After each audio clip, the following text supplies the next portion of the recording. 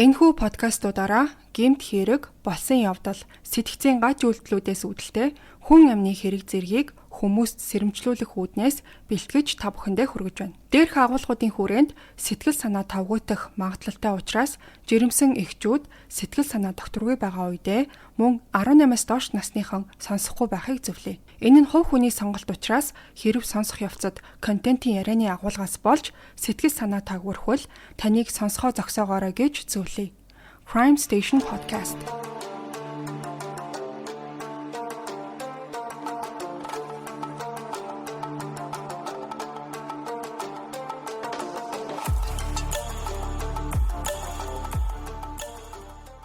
Сайн байцгаана уу сонсогчдоо, бүгдээрэнд нь амралтын өдрийн мэнд хүргэе. За, амлсны дагуу өнөөдөр би та бүхэнд түүхэндээ одоо хамгийн аимшигтай тооцогддог Эд Гин гэх хүний тухай дэлгэрэнгүй ярихаар бэлдсэн байгаа. За, энэ хүний талаарх уран сайхны кино бол 25 оны 10 сарын 3-ны өдөр цацагдж гарсан даруйдаа одоо маш их шуугиан тарьж эхний 7 хоногт бол гэхэд 12.8 сая одоо үзэлттэй болж чадсан. Нилээн тийм график, цуснуж ихтэй үзэхэд одоо эвгүй кино байсан. За, киног нь бол үзээрэй гэж зөвлөмөөргүй тийм кино.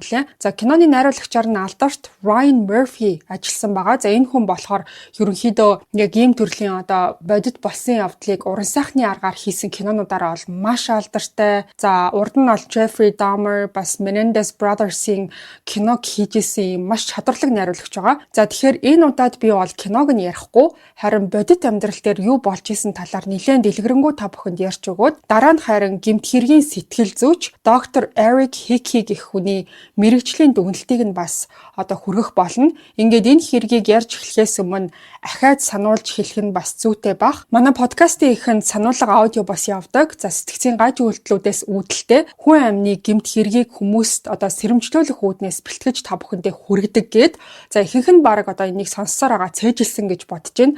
За, энэ хэргийг ярихаас өмнө ингээд амар юм сонсоод тэрийгэ мартаж чадахгүй зовж шаналаад байдаг, айгаад байдаг хүмүүс байх юм бол энэ удаагийн дугаарыг алгасаарай гэж зөвлөе. Бас сэтгэл санаа ингээд докторгүй тавгүй байгаа бол өөр төрлийн контентууд үзээд сэтгэл зүйч юу амар амгалан болгодгоо одоо тэрийгэ хийгэрэй гэж хүсье. За, ингээд сануулга ямар тач хэлсэн болохоор одоо гол яриа руугаа хідүүлээ орцгоё. За, 1957 оны 11 сарын 16-нд Wisconsin мужийн Plainfield гэх одоо нам гүм хөдөө тосгонд жирийн нэг өглөө эхэлсэн боловч орой гэхэд бол бүх зүйл үрд өөрчлөгдсөн гэж хэлж болно. За, орой 5 цагийн үед Frank Warden гээд цагдаагийн орлогч шериф залуу ээжийнхээ дэлгүүр рүү яваад орсон. За, бүх зүйл нэг л биш санагдаж шүүгээ нь онгор хой. За, шалан дээр бол хар хөрөн өнгийн толб, тэгээ цустай төстэй тийм уул мөрүүд бол одоо энэ тэнд цацарсан байдалтай харагдсан. Дэлгүүрийн эзэн 58 настай Bernice Warden бол ор сургаггүй алга болсон байсан. Байшингийн арт талд нь байдаг ачааных нь машин ч гэсэн байхгүй байсан.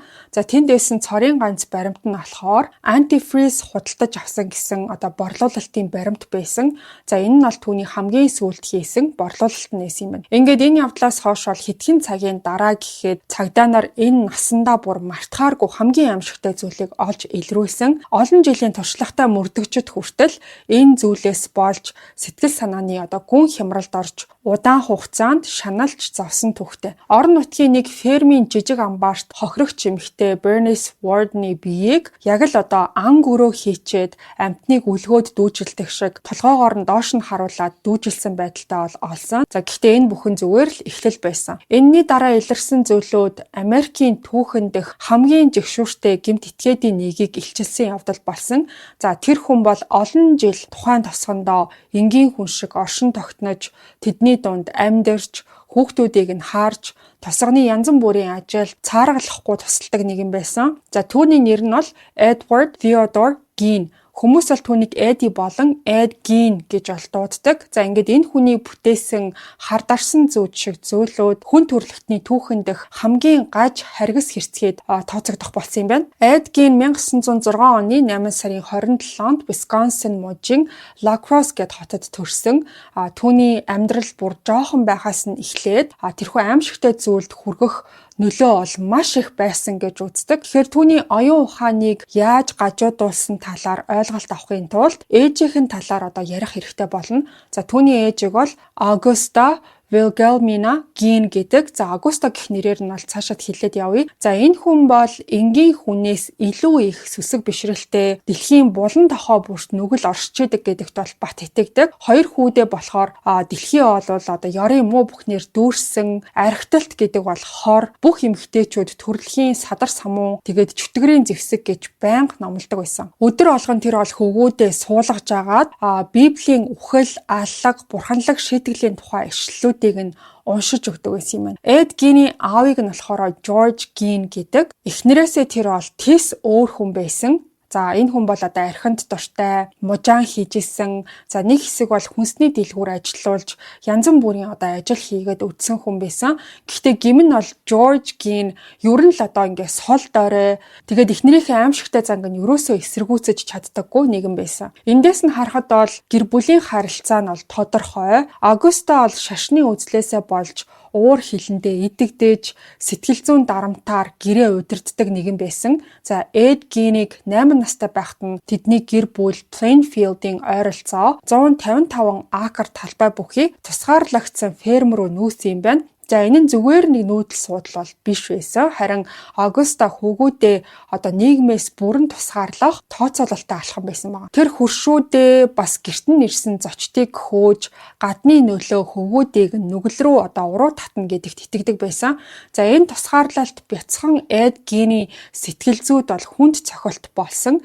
Харин түүний ах Henry ээжийнхээ энэ туйлширсан үзэл бодолд нь эргэлздэг болсон. Ер нь бараг итгэдэггүй. Харин Эд Гейний хувьд бол ээжтэй бүрэн итгэдэг байсан юм байна. Тэр ээжийнхээ хэлсэн эмэгтэйчүүдийн садар самуун байдал, фермийнхэнд эргэн тойрны бусад бүхий л зүйлүүд нүгэлтэй гэдгийг бараг үг болгоныг шахуу одоо өөртөө уусгаж хүлээж авсан. За тэгээд сургууль сурч явах үеэр хүүхдүүд одоо түүний этгээд зан аваар өөрөө юм бодоод байгаа мó гэмээр ганцаараа инээгээл эсвэл одоо хин ч ингээд ойлгох хооргүй ангоо ярьчаад тэрэндээ өөрөө инээдэг байсныг нь бол тод санаж исэн. За хэдийгээр нийгэмшиж чадаагүй ч гэсэн Эд Гейн хичээлдээ уг нь бол айгүй сайн сурдаг. Ялангуяа унших төрлийн хичээлүүдэд бол илүү сайн байсан гэдэг. За тэгээ бяцхан Эд Гейн найз нөхөдтэй болох гэж оролдох болгонд нь ээж нь бол түүнийг хатуу шийтгдэг. Ямар нэг ном олж уншихыг нь хатуу хориглодог. За уншлаа гэж бодоход ээж нь бол эхлээд заавал сайн одоо хянжиж уншуулдаг. Бараг л өөрийнх нь үзэл бодлыг баталсан төрлийн ном байвал одоо уншуулдаг. Нэг тийм шаардлага тавьдаг байсан маа. Ингээд ийм нэг маш хатуу хараа хяналттай өссөн Эд Гейний амьдрал маш эмгэнэлтэй зүйл тохиолдож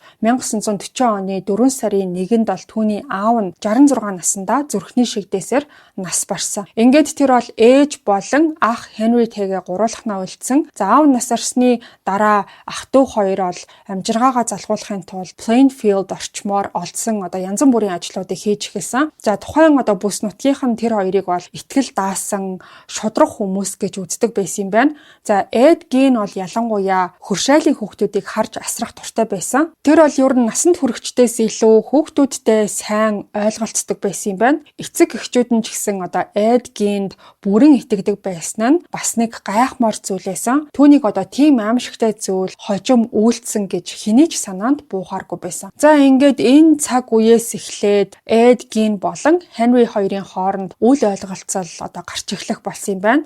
За 43 настай Henry хоёр хүүхэдтэй нэг бэлэвсэн эмэгтэйтэй үерхэж эхэлсэн. Тэгээд тэрнтэйгээ одоо хамт амьдарч шинэ амьдрал одоо эхлүүлэхээр төлөвлөж исэн юм байна. Хамгийн гол нь Henry болохоор ээжийнхээ тэр туйлширсан зан Эд Гейнийг сэтгэл зүгээр нь байнга хянжээдэг явдлыг нь ил тодоор одоо шүмжилж эхлэх болсон. Энэ ярианууд нь Эдийн одоо сэтгэлийг нь хямрааж ахих нь ээж рүүгээ хандаж хэлсэн үгнүүд түүний хувьд бол ариун гэгэн бүхнийг доромжилсан юм шиг санагдаж эхэлсэн. Henry ер нь бол дүүгээ одоо тэр ээжийнхээ бүрэн хамааралд байгаа явдал нь эрүүл бус гэж одоо санаа зовдөг байсан болохоор тэрнээс нь салгаж амхандаа одоо туслах гэсэн боловч тэр зүйл нь бүр яг эсэргээрээ ирсэн. Ингэж байжгаад 1944 оны 5 сарын 16-нд нэг харамсалтай осол болсон. За ах トゥ хоёр өөрсдийн эзэмшлийн газартаа намагт ургасан үсийг шатааж исэн чинь гал нь хяналтаас гараад за дуудлагын дагуу гал сөнөөгчөд тэдний ферм руу явж очиод ямартаа ч одоо галыг бол унтраач чадсан билээ.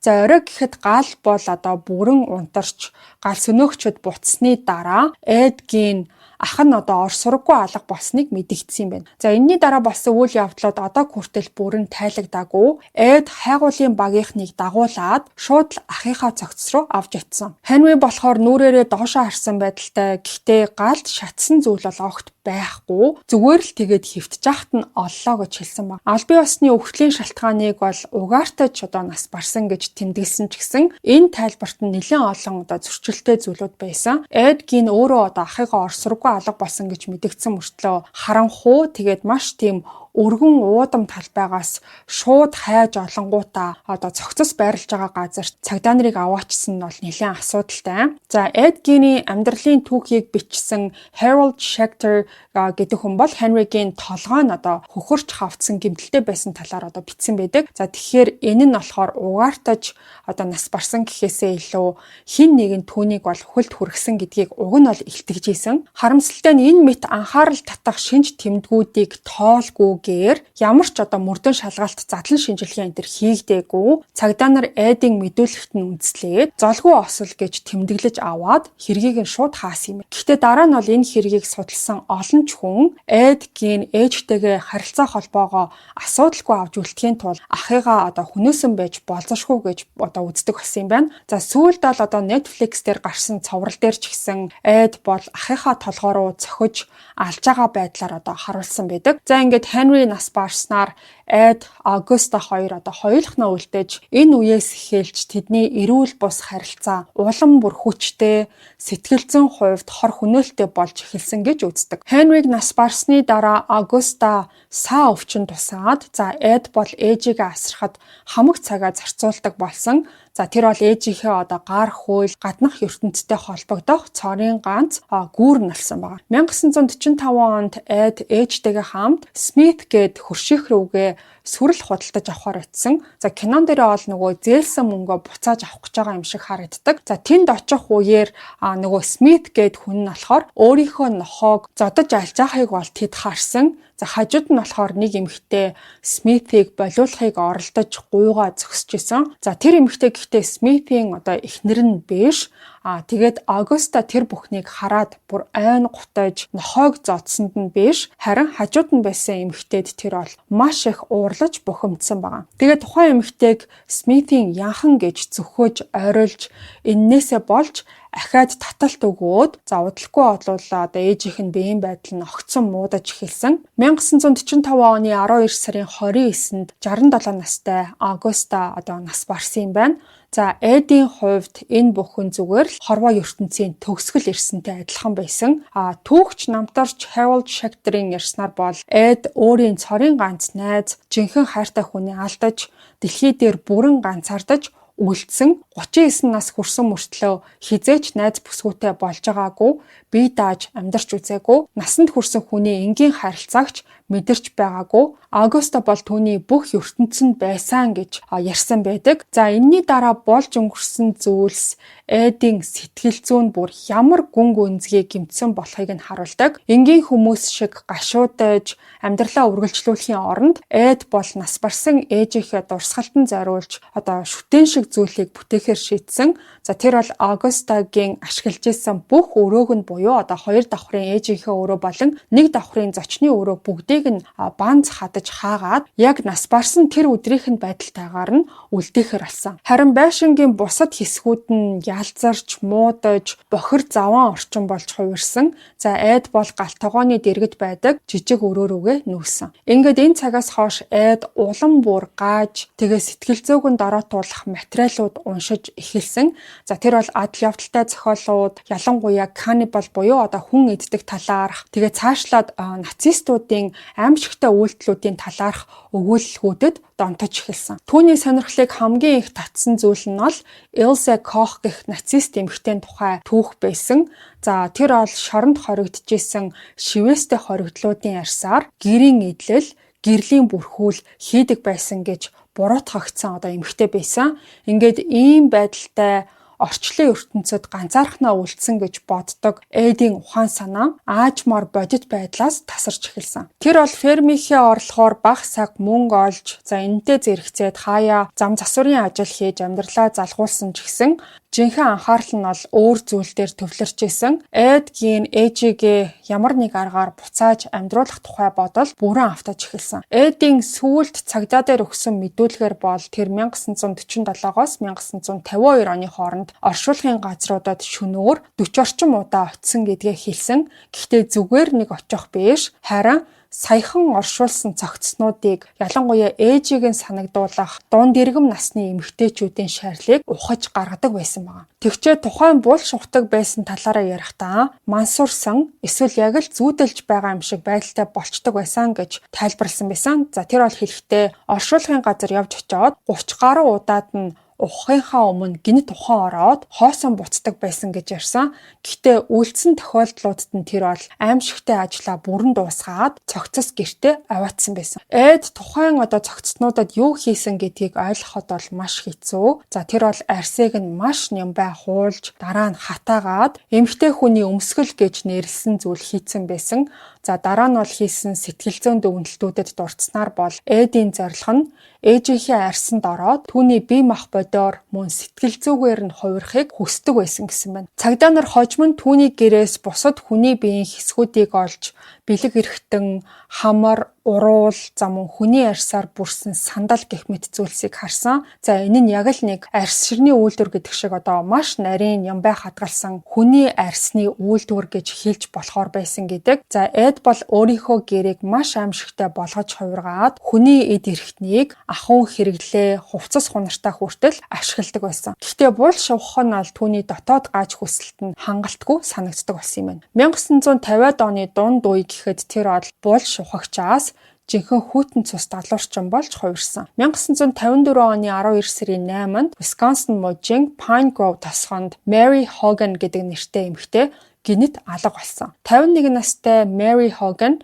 жижигхэн паб ажиллаулдаг. Тэгээ яг тухайн 12 сарын 8-ны орой орж ирсэн хүмүүстэй шар айраг хийж өгчээснээр хамгийн сүүлд амьд харагдсан байдаг. Дараах өдөр нь хүмүүс паб руу явж ороход бол эзэн нь байхгүй. Харин ширээн дээр нэлээд том цусны тол байсан гэж байна. Ингээд энэ эмэгтэй сураг ажиг 3 жилийн хугацаанд бол гараагүй. Орон нутгийн цагдаа нар мөрдөн шалгалт явуулсан ч гэсэн ямар ч уулмөр олоогүй. Хэрэг нь бол cold case болоод Wisconsin мужийн хээр хөдөө орчмоор алга болсон бусад хүмүүстэй адил хэрэг нь хаагдчихсэн юм байна. Гэхдээ мөрдөгчдийн мэдэж чадаагүй зүйл нь юу байсан гэхээр Эд Гин тухайн орой Mary Hogan-ы баар руу явж ороод түүний толгоор нь буудаж цогцыг нь өөрийнхөө ферм рүү аваад явсан байгаа. Хожим нь бол Эд Mary Hogan-ыг хөнөөсөн гэдгээ хүлээн зөвшөөрсөн ч гэсэн үхлийнх нь нарийн ширийн үйл явцыг санахгүй байгаагаа мэдүүлсэн. Гэхдээ тэр цогцтой юу хийсэн гэдгээ бол тод санаж исэн. Булшнаас ухаж авсан цогцнуудтай адил Mary ч бас аимшигтай туршилтын материалуудынх нь нэг болж түүний толгойг нь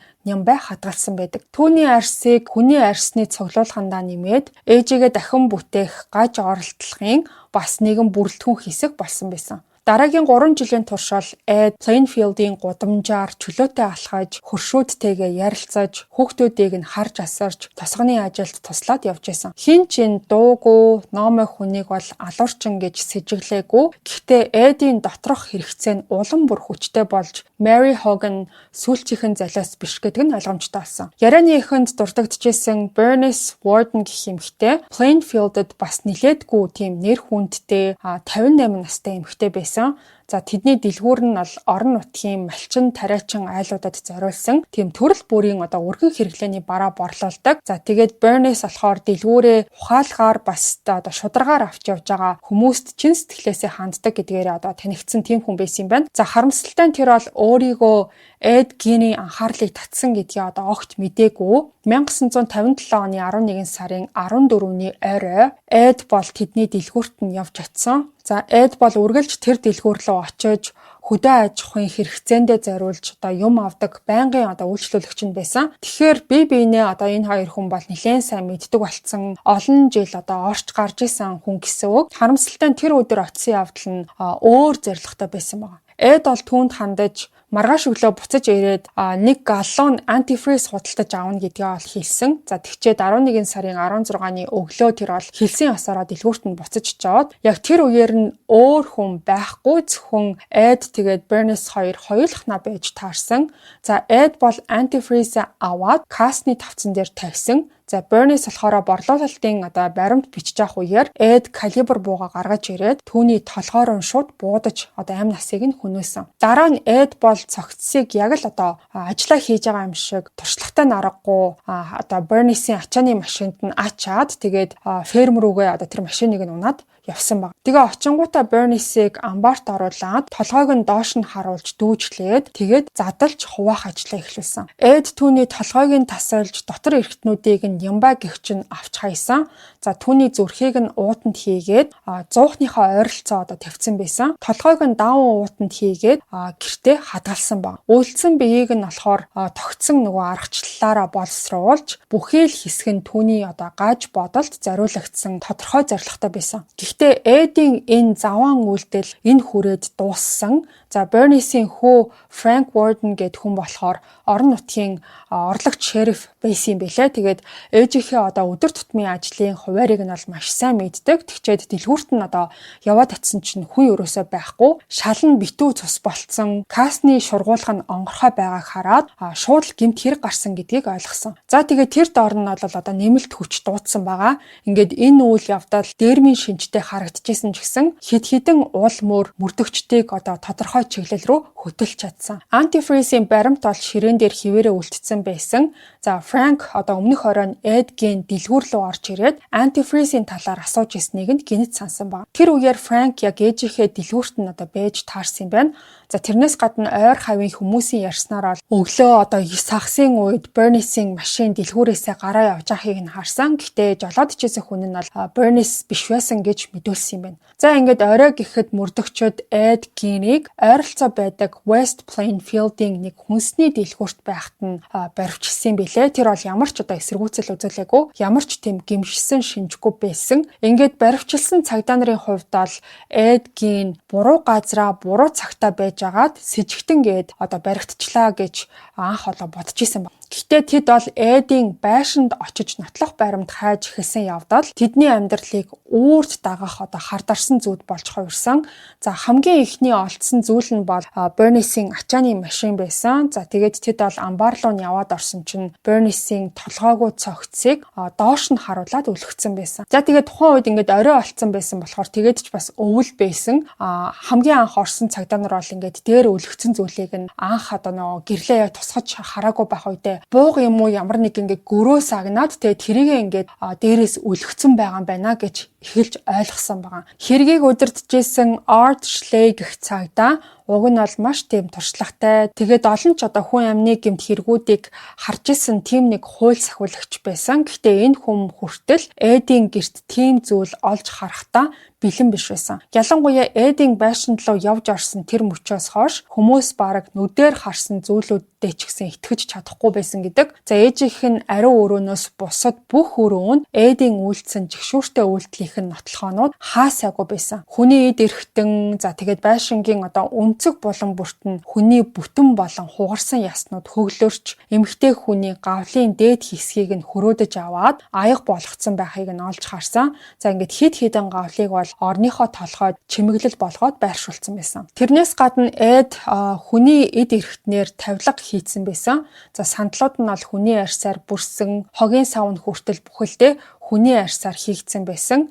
За бас эмэгтэй хүний цээжин биеийг нь тайрч хөхтөнд хамт корсет хийцэн. За тэгснэ хөлний арьсаар хийсэн хүний арьсан өмд хүртэл байсан баг. Ховын шинжтэй зүйлсүүд нь бүрч аимшигтай байсан. Эд эмэгтэйчүүдийн нүүрний арьсыг хуулж аваад маск болгож хадгалсан байсан. Mary Hogan-ы нүүрийг цаасан уутанд хийгээд хадгалсан. За тэгээд гавлыг нь ойролцоо тавьсан хайрцагын дотроос олсон юм. Bernice Warden-ы толгойг ол даун уутанд хийгээд гэрийнхээ нэг буланд тавьсан. Харин зүрхийг нь гаргаж ирж гялгар уутанд хийгээд зуухныхаа хажууд тавьсан байсан гэхээр дараа нь магадгүй итгэхээр хадгалж исэн юм шиг харагдсан. Гэхдээ хамгийн аимшигтай зүйл нь юу байсан гэхээр мөрдөгчөд гутлын хайрцагын дотор 9 ширхэг эмэгтэй хүний бэлэг эрхтэн, нэг хүн эмэгтэй хүний даашинз, за мөн өсвөр насны охины бэлэг эрхтэн байж болзошгүй зүйлийг олсон юм байна. За хувцсны шүүгэнд нь эмэгтэй хүний хөхний товчоор хийсэн бүс өлгөөтэй байсан. За цонхны өшигний уяанд 4 хамар 2 урвал бэхлэгдсэн байсан. Тэрнээс гадна хүний нүүрний арьсаар хийсэн гэрлийн бүрхүүл, эмэгтэй хүний хумсаар хийсэн гоёл чимэглэл хүртэл байсан.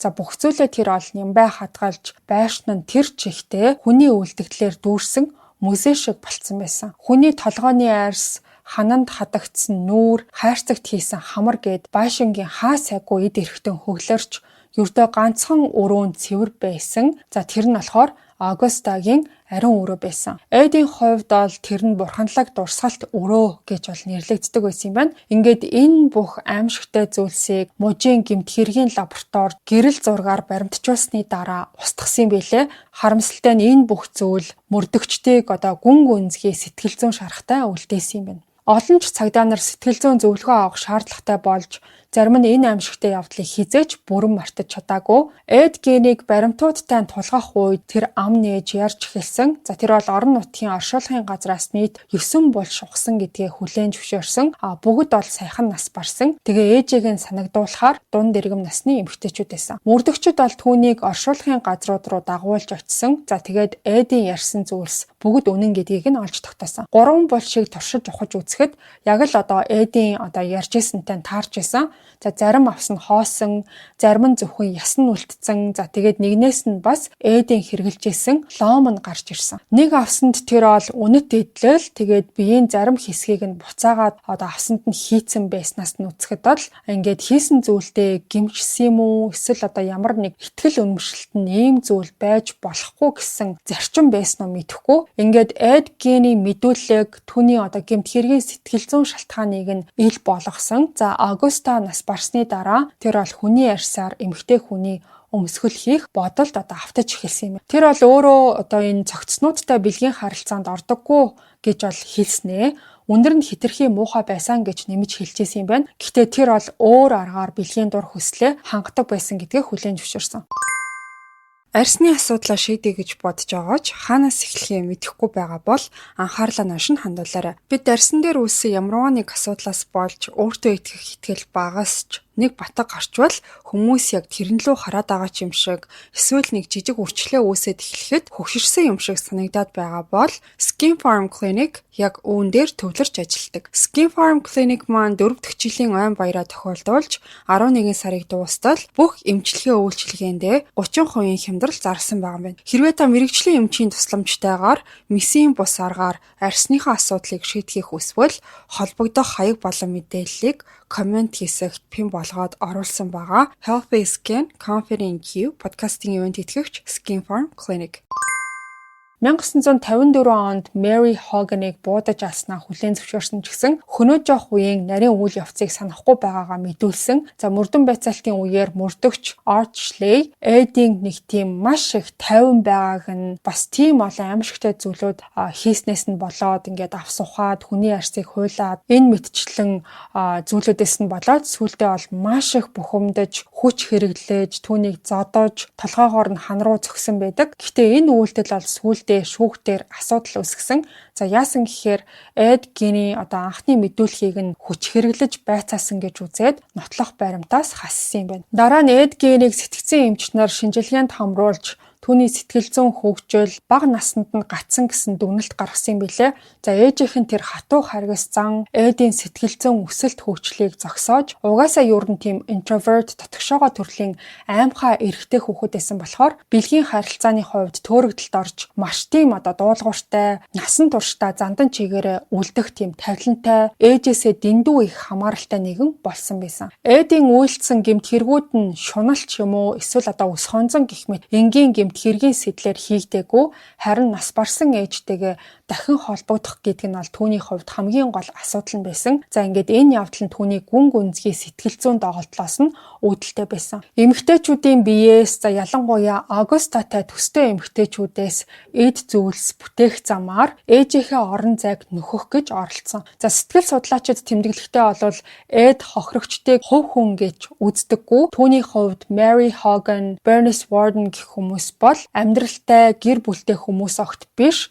зүгээр л түүний гаж бүтээлүүдэд зориулагдсан түүхийн эд материал гэж тэр хардаг байсан гэж үзсэн юм байна. Үндсэндээ бол Эдийн энэ хүндлэг бус үзэл нь шууд утгаараа ээжийнх нь сургаалаас ургаж гарсан гэж бол ойлгож болно. За тэр бол хүүдээ байнга шахуу, надаас бусад бүх эмэгтэйчүүд нүгэлтэй ямар ч үн цэнгүй гэж итгүүлж чадсан байна. За ингээд энэ гаж итгэл үнэмшил Эдийн хувьд аимшигтай үйлдэлүүдийг ерөөсөө буруу гэж бодлохгүйгээр хийх боломжийг олгосон. Нүгэлтэй хүнийг хорвоогоос тонилгож юу хүснээ хийж болно гэсэн тэр нэг майндсет нь энэ хүний дотор бүр хар багасаа л дасгал болсон байсан. 1957 оны 11 сарын 21-нд Эд Гейнийг Bernice Wardны амийг хөнөөсөн хэрэгээр 1-р зэргийн хүү амны хэрэгт буруутгаж шүүхэд шилжүүлсэн. За гэхдээ Эдийг бол шизофрен өвчтэй, шүүхийн өмнө гарах чадваргүй гэж дүгнэхэд хүрсэн билээ. За сэтгцэн эмнэлэгт хийгдсэн сэтгэл зүйн дүгнэлт шинжилгээч энийг нь баталсан байдаг. Түүнийг Wisconsin мужийн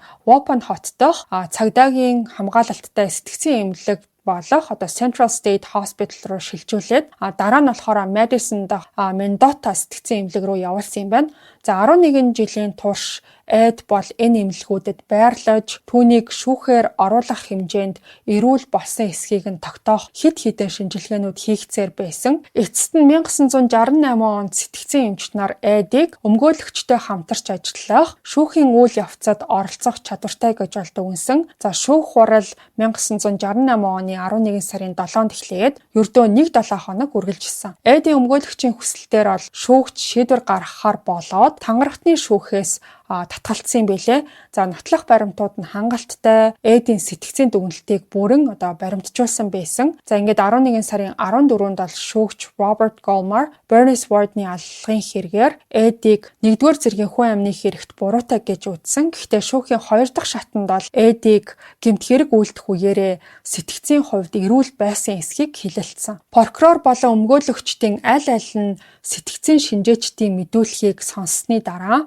шүүгч Robert Goldmar Эдийг сэтгцэн өвчний улмаас буруугүй гэж үтсэн юм байна. Ингээд эцэст нь түүнийг үлдсэн амьдралынхаа туршид бол Central State Hospital хоригдох шийдвэрийг гаргасан юм байна. За Эд Гейний баривчлагдсан асуудал нам гүм Plainfield-ыг бүхэлдэн цочролд автуулсан. За урд нь бол түүнд найдаж хүүхдээ харуулдаг байсан хөршүүд Эд шиг хүн ийм аимшигтай зүйл хийж чадсан гэдгийг ойлгохын тулд асар урт удаан хугацааг өнгөрүүлж шаналсан билээ. За энэ хэрэг бол улс даяар олонний анхаарлыг татаж сурвалжлагчид бол Plainfield руу олон арваараа цуурч иржсэн гэдэг. За сүүлдээ Эдийн өмч хөрөнгөч маргааны сэдэв болсон түүхтэй юм байна. За түүний байшин болон 155 акр газар нь $4,500 үнэлэгдэж эд хогшлыг нь 1958 оны 3 сарын 30-нд дуудлага худалдаагаар зарах төлөвлөгөө гарсан юм байна.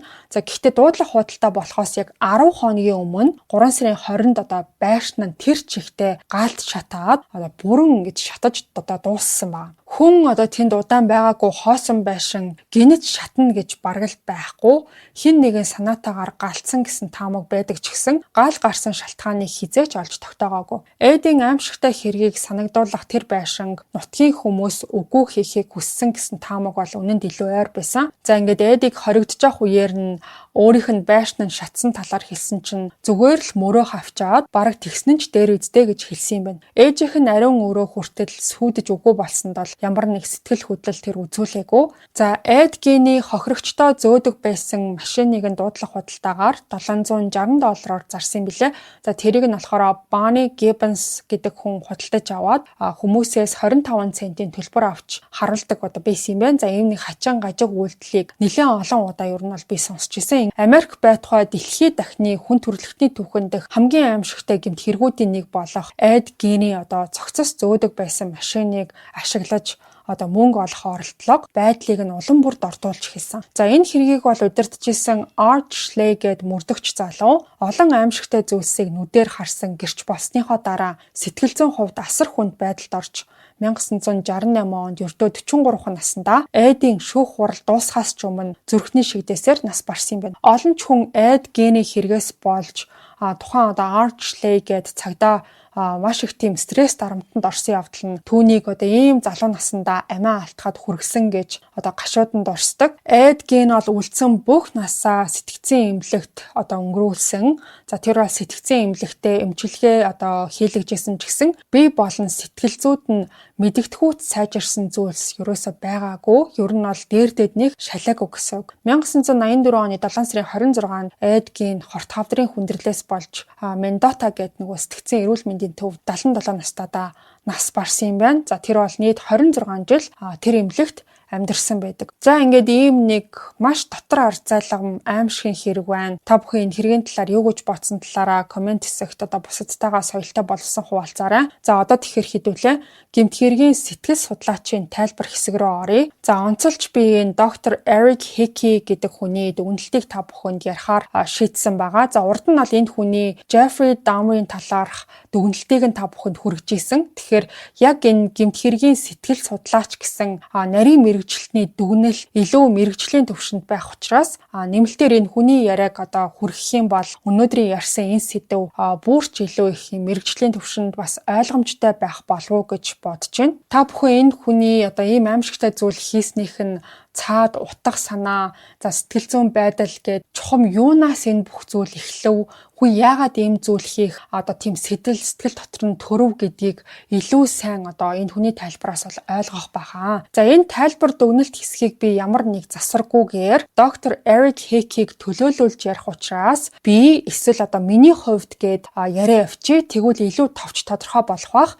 За энэ хүний ярьсан байгаа ярианых нь видео линкийг нь бас description хэсэгт оруулъя. Та бүхэн өөрсдөө бас ороод сонсомоор байвал сонсоорой. За намайг Eric Hickey гэдэг. Би гэмт хэргийн сэтгэл судлаач мэргэжилтэй. Хүчингийн гэмт хэрэг, хүн амны гэмт хэрэг, гаж дур сонирхол болон сэтгцийн гажуудлын чиглэлээр судалгаа хийдэг. Өөрөөр хэлбэл хар бараан талын бүхэл сэдвээр олон жилийн турш судалгаа хийсээр ирсэн хүн. Энэ удаад эд гений талаарх дүгнэлтийг та бүхэнд танилцуулъя. Хөдөө фермд 2 хүүхдийн хамгийн бага нь болж өссөн эд гений архичин эцэг мөн хүчирхийлэгч ээжийн дунд хүндхэн гэж хэлж болохоор хүүхэд насыг тэр өнгөрүүлсэн. Түүний ээж Augusta онцгой гэмээр ширүүн зан аран шинтэй бүр нөхрөө хүртэл дарамталж дээрлэгдэг байсан тухай ч яригддаг. Тиймээс эд гений хувьд ээжийнхээ маш харгас, хяналт шахалттай харилцаанд өссөн гэдгийг хүүхдийн сэтгэл зүйн гэмтлийн нийтлэг жишээ гэж хэлж болно. Ээж нь маш хянуур бас захиргааддаг төрлийн хүн байсан. Тэр эрчүүдийг үзен яддаг, бэлгийн харилцааг жигшдэг. Тэгээд энэ бүхэн нь хүүтэйгээ сэтгэл зүйн холбоо тогтоох боломжийг нь устгасан. Ер нь цуврал алуурчид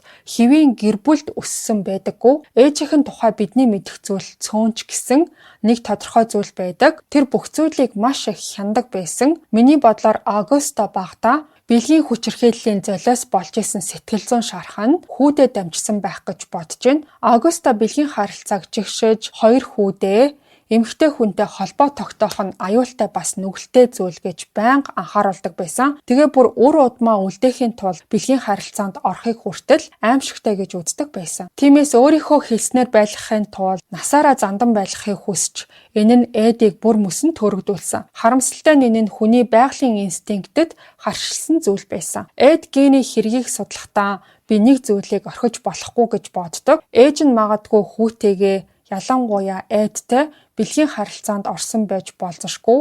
Энэ нь түүнийг гүн гүнзгий сэтгэл зүйн гэмтэлтэй болгосон гэж үздэг. Тэр эдийн бэлгийн харилцааны асуудлыг бүрэн хянжсэн гэж хэлж болно. Эд гэртээ гар хангалаг хийж ингэх болгондоо маш их гэмшсэн, ичсэн байдлаар өөрийгөө мэдэрдэг байсан. Тэр эмэгтэйчүүдийн тухай бодож чаддаггүй.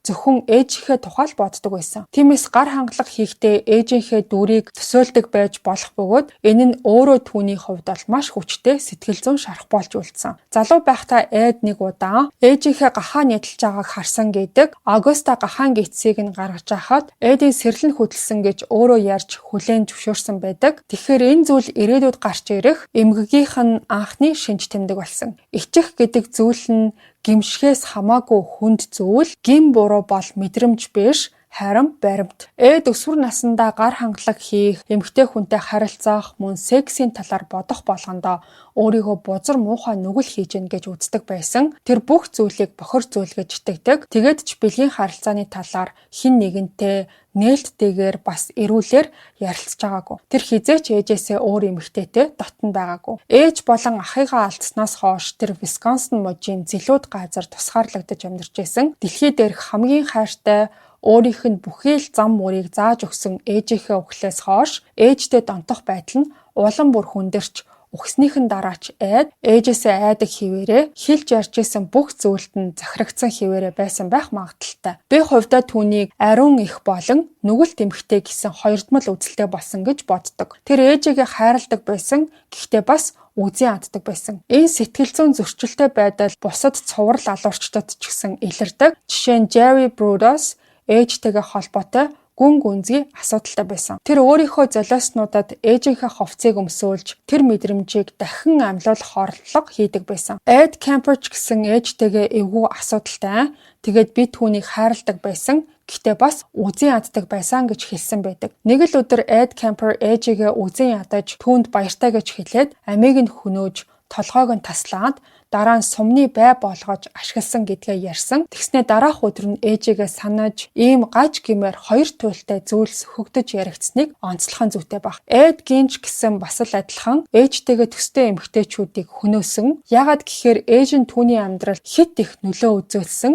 Түүнийг сэтгэл зүйн хувьд болон бэлгийн харилцааны хувьд бүрэн гэмтээсэн хүн яах аргагүй ээж нь байсан. Тиймээс тэр энэ бүх сэтгэл зүйн хор хохирол эмзэглэж явдаг зүйлээ бусад эмэгтэйчүүдийг хөнөөх замаар давхар оролдлого хийж ээжийнхээ дүрд хувирч түүнтэй ижил болохыг хүссэн. Цуврал алуурчид заримдаа дурсгал болгох ямар нэг зүйлсийг авч хадгалдаг. Миний ажигласнаар бол Эдийн дурсгал болгосон зүйлүүд нь хүний биеийн хэсгүүд байсан. Нүд, хуруу, бэлэг эргэтэн гэх мэт. Хинч түүнийг хянаж хариуцлага тооцдоггүй байсан. Ийм нөхцөл байдалд тэр хүмүүсийн цогцсоор дамжуулан бэлгийн харилцааны талаар судалж, дараа нь эмэгтэйчүүдийг аалж биеийн хэсгүүдийг нь авч эхэлсэн. Эдийг баривчилсны дараа түүнийг хүн иддэг каннибализм болон үхэгсэдтэй бэлгийн харилцаанд ордог некрофилия байсан талаарх цуу яриа дэгдсэн байдаг. Тэр үхэгсэдтэй бэлгийн харилцаанд ордог байсан гэдэгт би итгэдэг. Түүнийг зогсоох ямар ч хүн байгаагүй. Тэгээд ч тэр бэлгийн харилцааны мөн чанарын талаар маш гаж аимшигтай ойлголттой байсан. Би хувьдаа Эдийг хохирогчдийнхоо махнаас эддэг байсан байх магадaltaй гэж боддог. Хэдийгээр олдсон хүний биеийн тоо түүнийг олон хүн хөнөөсөн байж магадгүй гэдгийг нь харуулж исэн ч Эдгийн зөвхөн 2 хүн буюу Mary Hogan, Bernice Warden хоёрыг л алсан гэж зүтгээд бусд нь бүгд булчнаас ухаж олсон цогцос гэж мэдүүлсэн байдаг. Түүнийг бас өөр хэрэгүүдтэй холбогдуулж үнэн худлыг шалгадаг полиграф тестээр оруулсан ч гэсэн бүх тестийг амжилттай давсан гэж тэмдэглэгдсэн байдаг. Миний бодлоор Эд Гин бага наснасаа л гүн сэтгэл зүйн гэмтэл амссан хүн, шизофрен гэх сэтгэл зүйн эмгэг ихэвчлэн өсвөр нас эсвэл 20 насны үед илэрч эхэлдэг гэдгийг бид мэднэ. Ээжийнх нь аимшигтай хараа хяналтаас үүдэж сэтгэл зүйн дарамтнд түүнийг шизофрени шинж тэмдэг илрэх байдалд хүргэсэн байж болно. Энд хүнийг төрөлхийн алуурч нь эсвэл бүтээгдсэн үү гэж бие биенээсээ бодлоо бид нар асуух байх. Тэр энгийн нийгэмд хөл нийлүүлж алхах ямар ч боломжгүй. Гэр бүл нь хүн чанар, хайр халамж, нийгмийн харилцаа холбоо гэх зүйлсийг огт мэдрүүлээгүй орчинд өсгсөн. Хүн болгонд хайр халамж бас эрүүл харилцаа холбоо хэрэгтэй байдаг. Харин ийм харилцаа байхгүй өссөн хүүхдүүд нийгмээс аяндаа тасарч бусдын зовлонг ойлгох чадваргүй, өрөвдөх сэтгэлгүй болдог. Өрөвдөх сэтгэл гэдэг нь хүнийг жинхэнэ хүн болгодог хамгийн чухал зүйл. Хэрвээ хүн бусдын зовлон шаналлыг анзаарч бас ойлгохгүй байвал тэр нь маш аюултай дохио гэсэн үг. Эд Гинийг psychopath гэж дүгнсэн талаар одоо цухсхан тайлбарлая. Psychopath хүн нийгэмд бусдыг удирдах бас хуурах ур чадвартай байдаг. Гэхдээ Эд Гин нийгмээс бүрэн тусгаарлагдсан ганцаардмал хүн байсан. Тэр хүмүүстэй бараг л харьцдаггүй, олон нийтийн газраарч нэх явдаггүй хүн байсан. Тэгэхээр яг psychopath гэсэн дүгнэлт тийм ч оновчтой биш. Харин тэр хохирогчдийнхоо толгоороо буудаж дараа нь тасалдаг байсан. Энэ нь түүнийг садист биш байсан гэдгийг нь харуулдаг. Тэр хохирогчдоо хурдан үхэлд хүрэхийг хүсэж исэн. Ингэснээрээ цогцсыг хүсснээрээ ашиглаж чаддаг. Хэрвээ садист байсан бол тэднийг тарчлааж, зовоож, Гэхдээ тэр тэгээгүй. Зүгээр л амьгүй биеийг нь хүсэж исэн. Би Эд Гейнийг sociopath хүн байсан гэж үздэг. Тэрийгэ ээжийнхээ тухай гаж бодлоор удирдуулж исэн. Эдийн хувьд өрөвдөх сэтгэл, хайр, энгийн харилцааны ойлголт юусоо байгаагүй. Түүний цуврал алуурчин болох үндэс суурь бүр багаас нь тавигдаж эхэлсэн. Ээж нь түүнийг ичхүүр, гин буруугийн мэдрэмжээр дарамтайлж бэлгийн харилцааны хувьд төөрөгдөлд оруулсан. Эцэст нь дүгнээд харахад ах нь учир битүүлэхээр нас барж, дараа нь ээж нь нас барж, тэр ганцаардмал амьдрал руу орж, гаж аимшигтай уран зөгнөлт автаж эхэлсэн. Түүнд ямар ч нийгмийн харилцаа гэж байхгүй. Тийм ч учраас Эд Гейн этгээд хүн байгаа зогсохгүй, маш гүн гажуудалд орсон, цуврал алуурчин болох нь гарцаагүй байсан гэж дүгнсэн. За ингээд доктор Eric Hickey гэх гэмт хэргийн сэтгэл зүйч хүний дүгнэлтийг нь та бүхэнд ойлгомжтой хүргэхийг хичээлээ. За мэрэгжлийн хүн учраас хэд хэдэн гаргалгаануудыг тайлбарлаж дэлгэрэнгүй ярьсан байсан нь бол надад таалагдсан. За энэ хүний аимшигтай түүхээр дамжуулж өнөөдөр бид бол хэд хэдэн зүйлийг нэлээд сайн ухаж ойлгосон болов уу гэж найдаж байна. За ер нь ихэнх ингээд аимшигтай хэрэгүүд дээр дандаа л энэ хүүхдийн хүмүүжлийн талаар заавал сөхөгдөж яригддаг. За өссөн орчин болон эцэг эхийн хүмүүжил гэдэг ямар чухал зүйл болохыг дахин нэг сануулсан дугаар боллоо гэж бодож байна. Ер нь аль хүүхдүүдээ ямар нэг муу зүйлээс хамгаалах нь их хүний эцэг хүний үүрэг байдаг ч гэсэн тэгжин гээд нийгмээс тусгаарлаад хахир хатуу зан гаргаж бүх зүйлийг нь хориглож зөвхөн өөрийнхөө тэр хайрцаглагдсан үзэл бодол хоёр хүүхдээ хоёуланг нь хүчээр оруулж эцэстээ энэний үр дүнд ямар аимшигтай зүйлс олон жилийн турш бий болж үргэлжилж исэн гэдгийг энэ дугаараас бид бол харлаа. За ингээд энэ удаагийн нэлээд гүнзгий задлж ярьсан дугаар танд сонирхолтой санагдсан гэдэгт бол итгэлтэй байна. Бүгдээрээ амралтын өдрөө ая тухтай сайхан өнгөрүүлээрэй. Та бүхэн сэтгэлээ заавал комент хэсэгт бичээрэй. Бүгдээрэнд нь сэтгэл зүйн амар амгалан хүсье. Дугаараа энэ хүртэл сонсон сонсогчд байвал комент хэсэгт улаан өнгийн зүрх үлдээгээрэй. Ингээд хідүүлээ. Эрэх мягмар гарагт бас нэгэн сонирхолтой дугаараар эргээд уулзъя.